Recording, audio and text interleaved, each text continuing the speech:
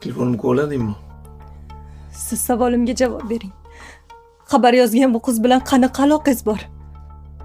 Sani ishing bo'lmasin. Nega ishim bo'lmas ekan? Ishim bo'ladi. Men sizni xotiningizman. Nimaga sizga begona qizlar xabar yozadi? Nimaga?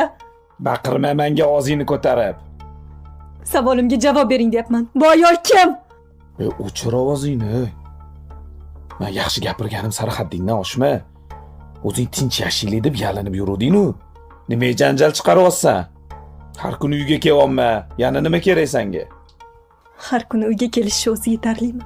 Nima ko'chada bilganingizni qilib kelib, endi mendan rahmat kutyapsizmi? Qanaqa vijdonsiz odamsiz? Qachon o'zgarasiz?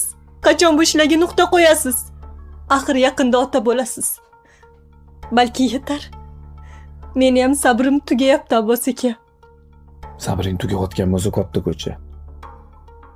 To'rt tomoning qibla.